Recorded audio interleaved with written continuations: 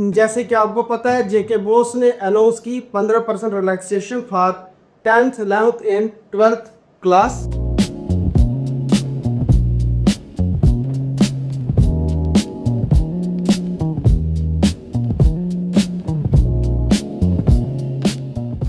Hello ji, जय हिंद जय भारत। कैसे हो सब लोग? उम्मीद है सब ठीक होंगे। सबसे पहले आपको मुबारक। जैसे कि आपको पता है जेके बोस ने अनाउंस की 15% relaxation for 10th 11th and 12th class. Relaxation मिलने के बाद भी बहुत सारे बच्चे कंफ्यूज हैं कि ये रिलैक्सेशन क्या थ्योरी के लिए एप्लीकेबल है, प्रैक्टिकल के लिए या बोथ के लिए। तो सबसे पहली बात तो बेटा, जो ये रिलैक्सेशन है ये सिर्फ थ्योरी के लिए एप्लीकेबल है। दूसरा जो क्वेश्चन है वो इज इट रिलैक्सेशन और कंसेशन। तो आपको याद रखना है कि ये सिर्फ रिलैक्सेशन है। अगर रिलैक्सेशन है तो इस रिलैक्सेशन का मतलब क्या है? तो रिलैक्सेशन का मतलब सिंपल सा यहाँ पर कि यहाँ पर जो मार्किंग सिस्टम है उसमें रिलैक्सेशन मिल रही है, ना कि सिलेबस में कोई कंसेशन हुई है। यहाँ पर हमें क्या है कि 100% में से सिर्फ 85% जो है वो अटेम्प्ट करना है। नेक्स्ट अगर हम बात करें तो अटेम्प्टेशन करनी तो करेंगे कैसे हम? तो बेटा सबसे पहली बात, जो 70 मार्क्स का जो पेपर होगा, तो 70 मार्क्स के पेपर के लिए जो अटेम्प्टेशन होगी, तो 70 में से जो अटेम्प्टेशन रहेगी वो रहेगी 59.5, जिसको हम अप्रॉक्स 60 मार्क्स के इक्विवेलेंट लेंगे।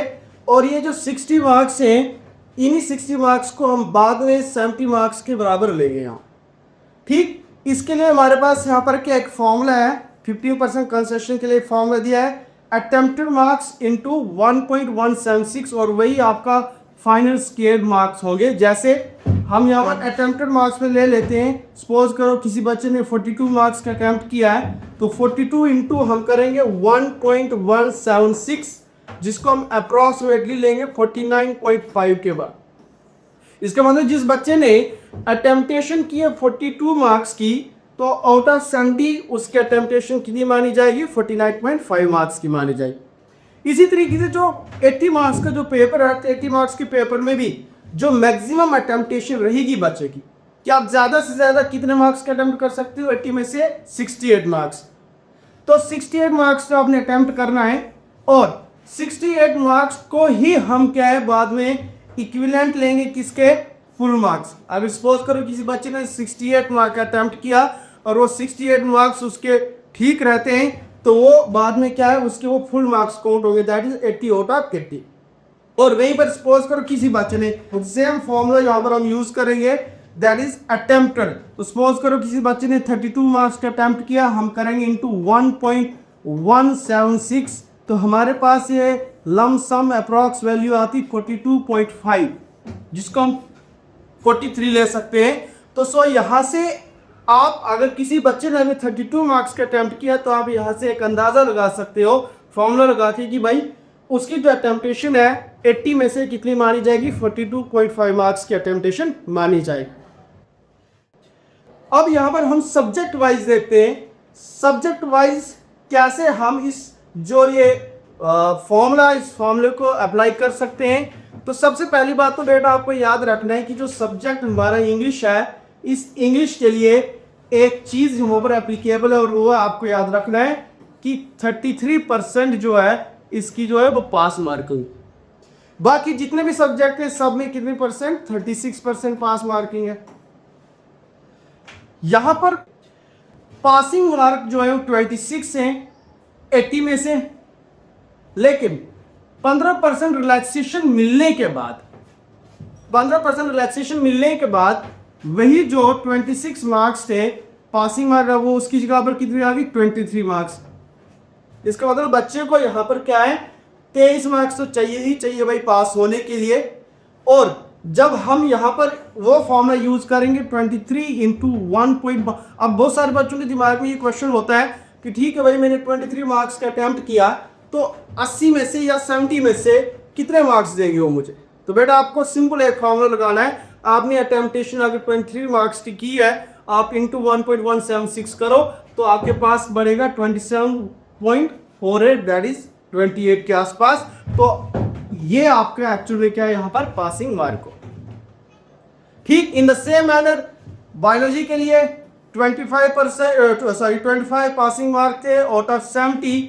ठीक, और वहां पर अगर हम 15% रिलैक्सेशन की बात करें तो अब कितने 23 है, चाहे वो हम फिजिक्स की बात करें, बायो की बात करें, केमिस्ट्री की बात करें।